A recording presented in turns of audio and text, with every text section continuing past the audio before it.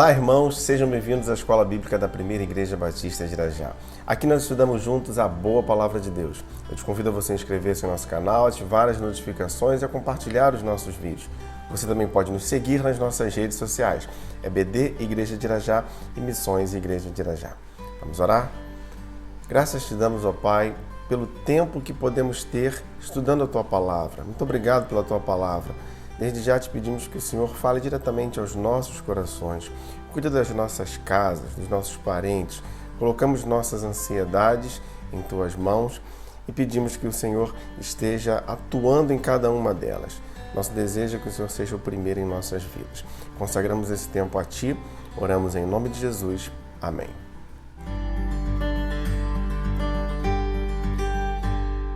E nós seguimos estudando os ensinos de Jesus no Evangelho de Marcos. Utilizamos para isso a revista Compromisso da editora Convicção.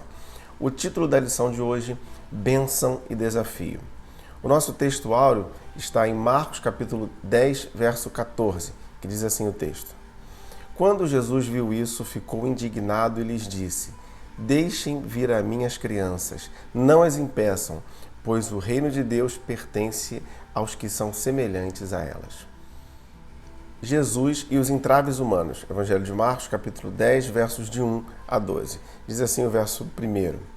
Então Jesus saiu dali e foi para a região da Judéia e para o outro lado do Jordão. Novamente uma multidão veio a ele e, segundo o seu costume, ele as ensinava. Irmãos, esse trecho aqui, ele inicia com a indicativa de que mais uma vez havia uma aglomeração de necessitados ao redor de Jesus. Eram necessidades válidas que aquelas pessoas tinham e elas estavam levando essas necessidades a Cristo. E Jesus ele tem compaixão delas. Cabe a nós, hoje, como igreja, ter essa mesma compaixão e socorrermos os aflitos em nome do Senhor.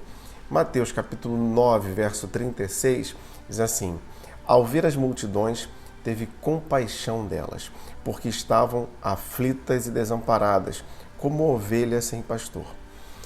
Mas o que Jesus faz em relação a essa multidão?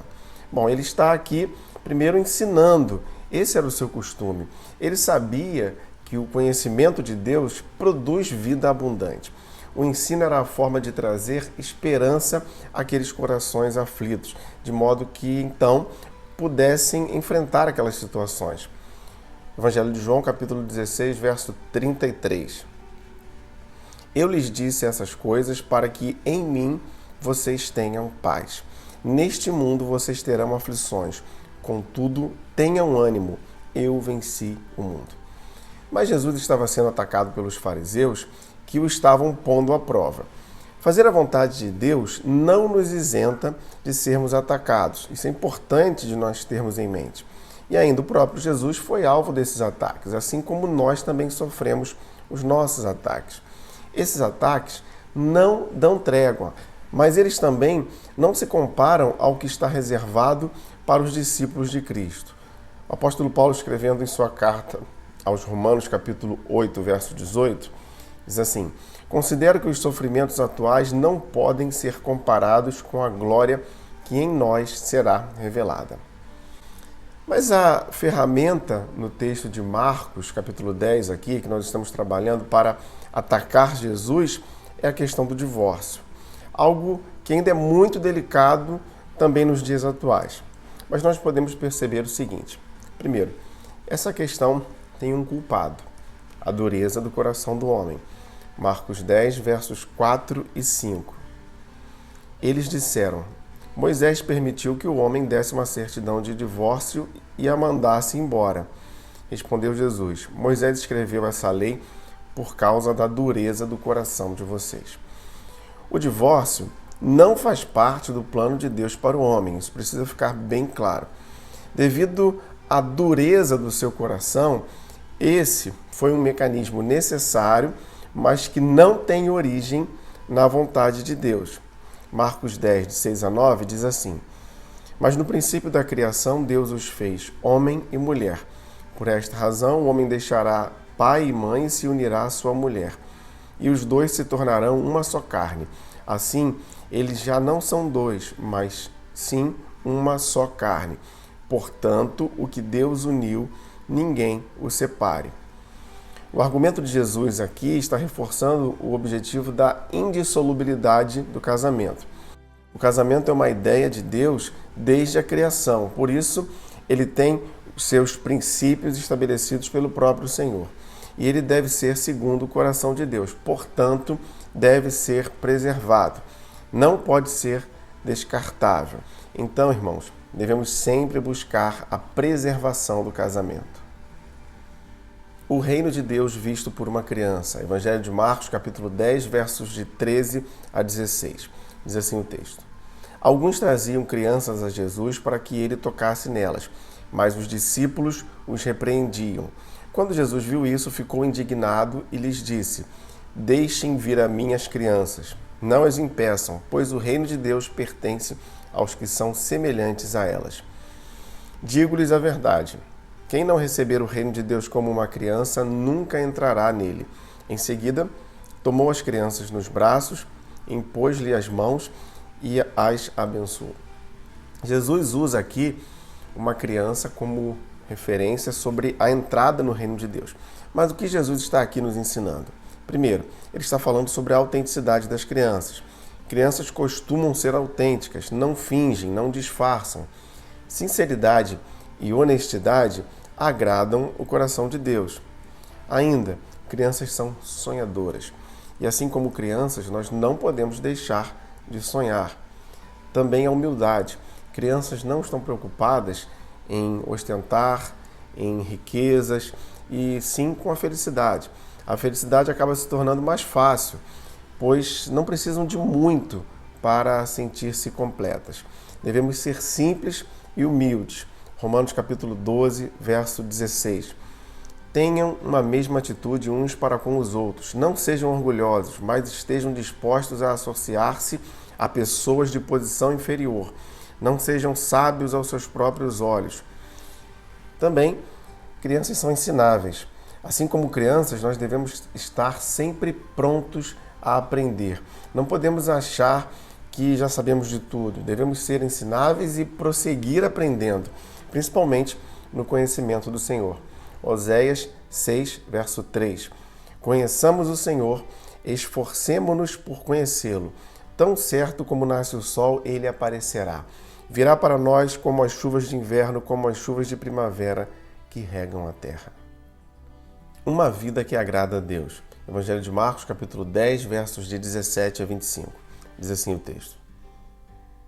Mas quando Jesus ia saindo, um homem correu em sua direção, pôs-se de joelhos diante dele e lhe perguntou: Bom mestre, que farei para herdar a vida eterna? Respondeu-lhe Jesus: Por que você me chama bom? Ninguém é bom, a não ser um, que é Deus. Você conhece os mandamentos: não matarás, não adulterarás, não furtarás, não darás falso testemunho, não enganarás ninguém, honra teu pai e tua mãe. E ele declarou: Mestre, a tudo isso tenho obedecido desde a minha infância. Jesus olhou para ele e o amou. Falta-lhe uma coisa, disse ele. Vá, venda tudo que você possui e dê o dinheiro aos pobres, e você terá um tesouro no céu. Depois, venha e siga-me. Diante disso, ele ficou abatido e afastou-se triste, porque tinha muitas riquezas. Vemos aqui um jovem que vai até Jesus achando que era bom o bastante para herdar a vida eterna. Ele era alguém que obedecia os mandamentos, um cumpridor da lei, mas Jesus o confronta em um ponto específico, o amor às riquezas.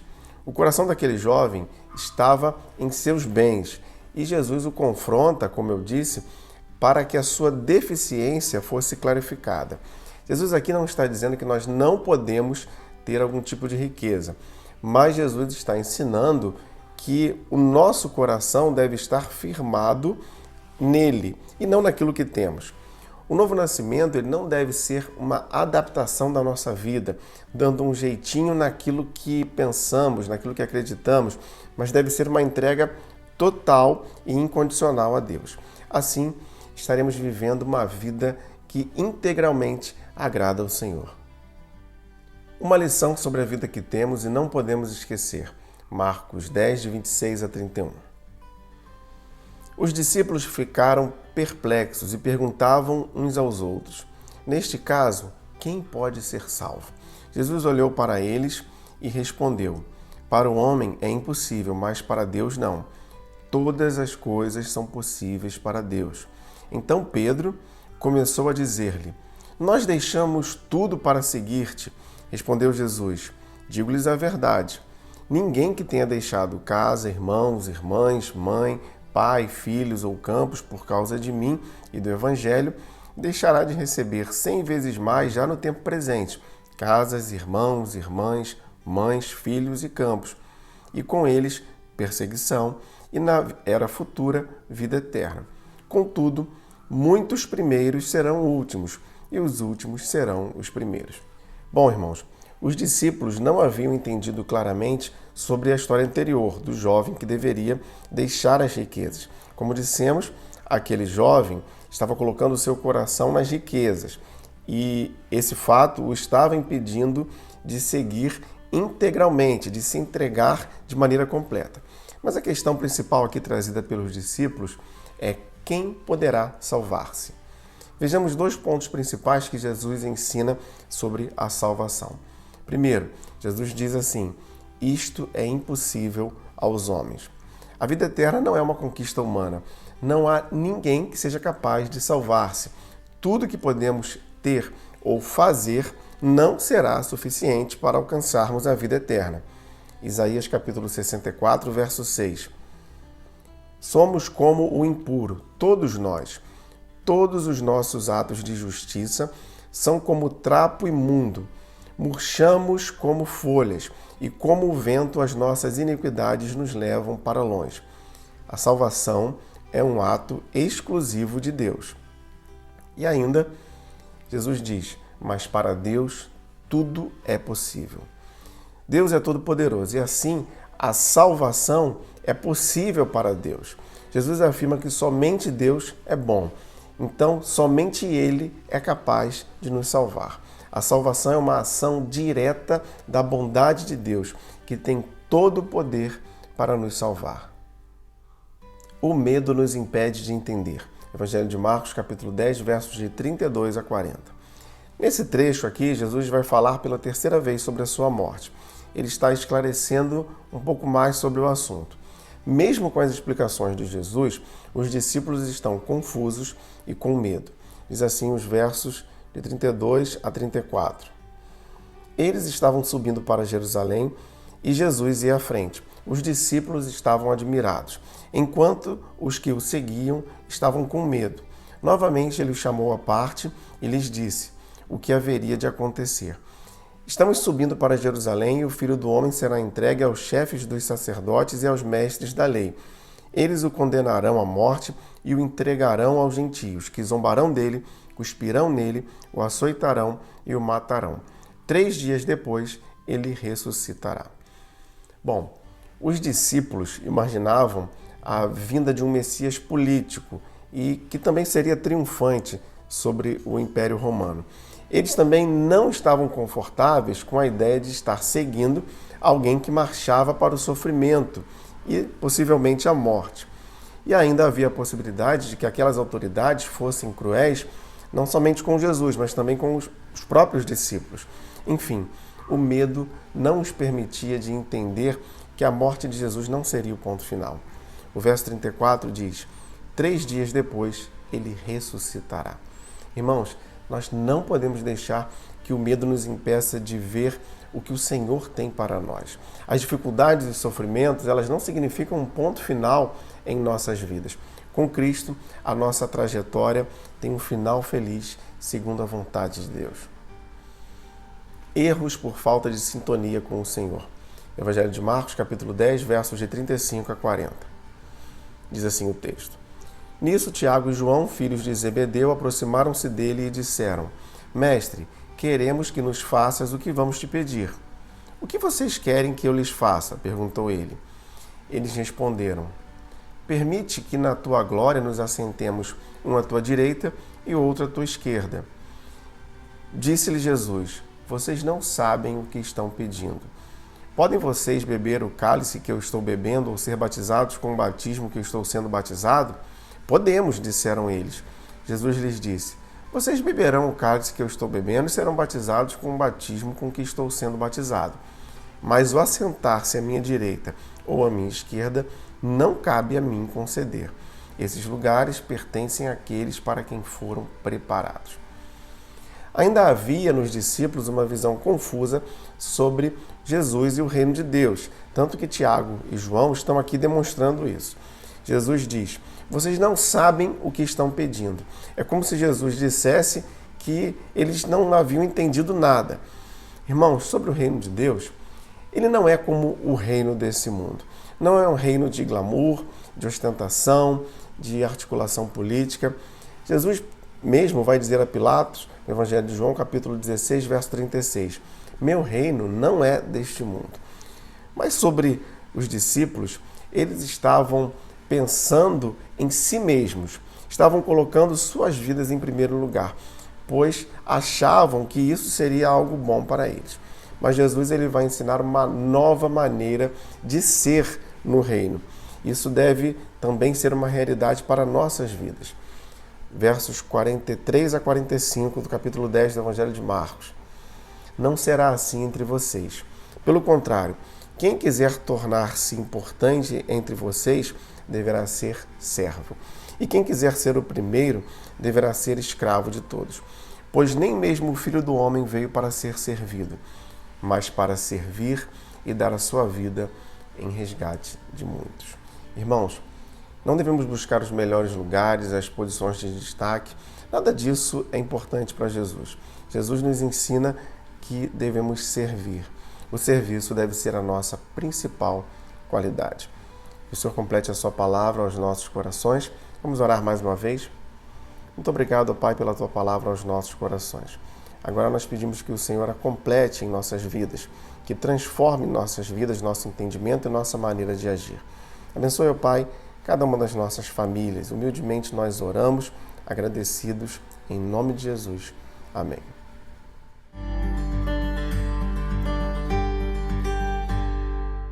E se você gostaria de enviar sua dúvida ou comentário sobre nossa lição, você pode fazer isso através do nosso e-mail ou das nossas redes sociais. Não se esqueça de inscrever-se em nosso canal, ativar as notificações e compartilhar os nossos vídeos. Você também pode nos seguir nas nossas redes sociais. EBD Igreja de Irajá e Missões Igreja de Irajá. Muito obrigado por você que nos acompanha na Escola Bíblica da Primeira Igreja Batista de Irajá. E lembre-se, leia, estude, entenda a Bíblia.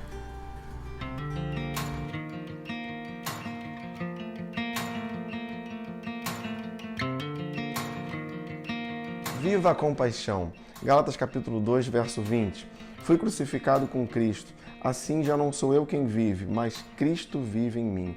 A vida que vivo agora no corpo, vivo-a pela fé no Filho de Deus que me amou e se entregou por mim. Irmãos, esse é o tema da campanha de Missões Mundiais 2022. Viva a compaixão. A compaixão é o desejo de aliviarmos o sofrimento de alguém, uma ação gentil na direção do próximo. Jesus é o grande exemplo de compaixão a nós. Nas Escrituras nós vemos que Jesus olhava as multidões e o texto vai nos dizer que ele tinha compaixão daquelas pessoas. Então essa deve ser uma característica de nós cristãos. Vivermos servindo aos outros, demonstrando compaixão. Seja você alguém que demonstra compaixão, indo àqueles que estão carentes, mobilizando missões, orando pelo trabalho missionário e também ofertando. Viva a compaixão. Que Deus nos abençoe.